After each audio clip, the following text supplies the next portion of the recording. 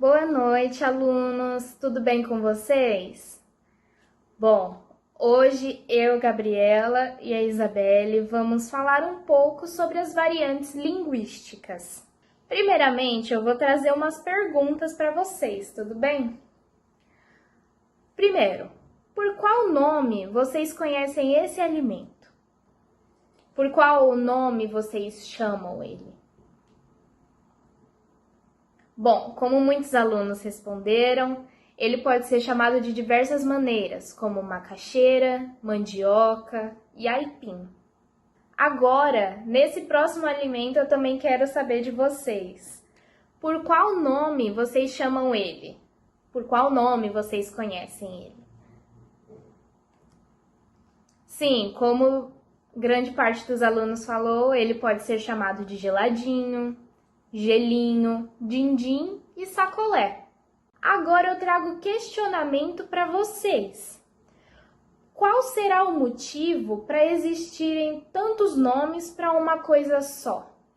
Para que tantas variantes? Por que não chamar só de gelinho ou só de macaxeira? Vocês podem pensar um pouco agora sobre isso. Agora eu vou trazer um poema para vocês poderem pensar melhor sobre essa questão das variantes. Então vou ler aqui para vocês. Vício na fala. Para dizerem milho, dizem milho. Para melhor, dizem mió. Para pior, pió. Para telha, dizem teia. Para telhado, dizem telhado. E vão fazendo telhados. Agora, alunos, como a gente pode pensar nessa temática das variantes por meio desse poema?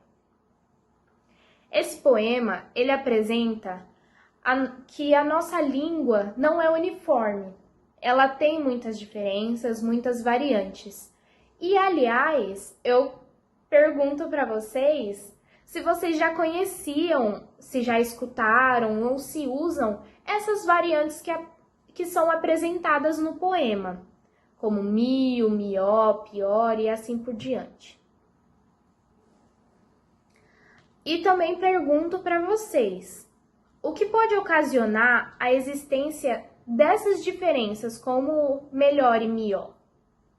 Por que será que elas começam a existir, né?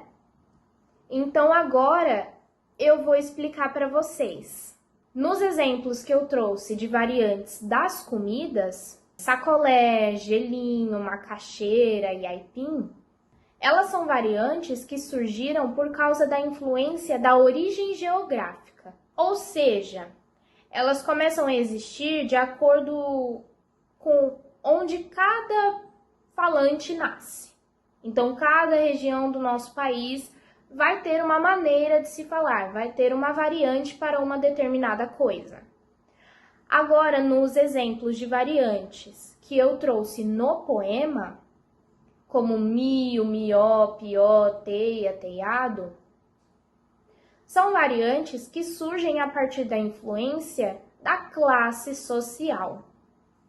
E, aliás, eu trago uma observação, uma curiosidade para vocês, já que vocês estão no terceiro ano, futuramente podem fazer vestibular e Enem, eu trago essa informação de que as variantes que eu disse que surgem pela origem geográfica, elas são parte da variação regional, que também pode ser chamada de atópica. E as variantes que eu falei, que surgem a partir da classe social, elas fazem parte da variação social, que pode ser chamada diastrática. Bom, não precisam se preocupar, porque agora vocês não precisam decorar essas palavras, mas é uma curiosidade de algo que futuramente vocês talvez possam usar. Muito obrigada, professora Gabriela. Olá, alunos. Bom, daremos continuidade à nossa aula agora. E assim como a professora Gabriela iniciou a nossa aula com um exemplo e com uma discussão, farei o mesmo. Vou deixar aqui para vocês duas imagens e eu quero que vocês identifiquem nelas os grupos sociais presentes nessas imagens. Vamos lá? Bom, trouxe aqui as suas imagens, nós já discutimos e chegamos aqui na conclusão de que a primeira imagem apresentada se trata do grupo social dos cristãos e a segunda imagem traz o grupo social dos skatistas, representado ali pela nossa Raíssa Leal, certo? Bom, acabamos de ver dois exemplos que vamos nos aprofundar em breve, porém, gostaria de deixar bem claro que cada grupo social apresenta a sua maneira de se expressar. E assim como a variante regional que nós vimos com a professora Gabriela apresenta um nome, um termo, que é a variação diatópica, a variação social também apresenta um nome, que é diastrática. Esses termos difíceis, como a Gabi citou para nós, não vai ser necessário agora, mas é muito importante saber. Vamos agora nos aprofundar um pouco mais nesses dois exemplos de variantes sociais? Bom, agora para nos aprofundarmos nos exemplos, vou ainda tratar dos dois grupos sociais apresentados no início da explicação: os cristãos e os skatistas. Vou apresentar aqui três expressões muito utilizadas dentro de cada grupo social e eu gostaria muito que não precisa discutir aqui entre a gente, mas que vocês refletissem se essas expressões fazem sentido para vocês dentro do contexto social em que vocês estão inseridos, caso não façam parte deste grupo social, e o que vocês acham que cada expressão significa. Vamos lá? Vamos começar com os cristãos. O primeiro termo que eu trouxe é varão ou varoa. Temos aí o feminino e o masculino de um mesmo tempo, que significa homem e mulher. O segundo é fogo, usado mais pelos pentecostais, evangélicos pentecostais, né? Que significa o poder do Espírito Santo de Deus.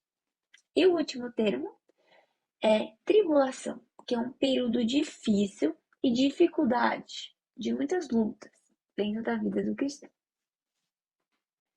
Bom, agora vamos conhecer as expressões dos skatistas.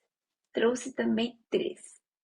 A primeira é streeter, aquele skatista que prefere praticar nas ruas. A segunda é prancha, que também pode ser chamada de shape, que é a estrutura de madeira, meio arredondada, onde nós apoiamos os pés para andar de skate. E a última é gap, que significa pular obstáculos. Bom, e para finalizar nossa discussão sobre variantes sociais, vou introduzi-los a um novo grupo social juntamente com curiosidade. No mundo da internet, nos memes, temos os chamados Faria Limers.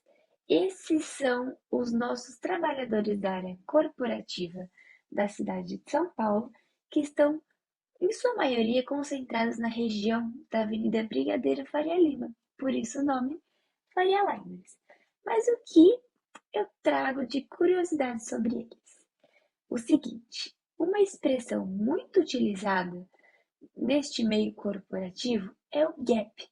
E se você prestou atenção na nossa aula, lembramos que gap é uma expressão também utilizada pelos skatistas. Mas será que para os Faria Limers o gap também é pular um obstáculo? Pois eu digo que não. Para eles, isso significa a diferença entre uma coisa e outra. Muito interessante, não? Então, nessa aula, vimos que as variantes linguísticas são os muitos modos de falar uma determinada coisa, e elas surgem pela influência de fatores sociais, como a origem geográfica e a classe social. É importante não haver o preconceito linguístico sobre elas, já que elas são parte da cultura do nosso território brasileiro. E mesmo algumas estando distante da norma padrão, são entendíveis e explicáveis. Então lembrem-se que não há uma hierarquia de variantes, não existe uma certa e outra errada. Bom, agora para que vocês pensem sobre esse assunto, vamos deixar duas questões para discutirmos na próxima aula. E seria interessante que vocês perguntassem aos seus parentes de quais variantes eles se lembram, costumavam usar ou ainda usam. Então é isso, boa noite, gente, e até a próxima aula.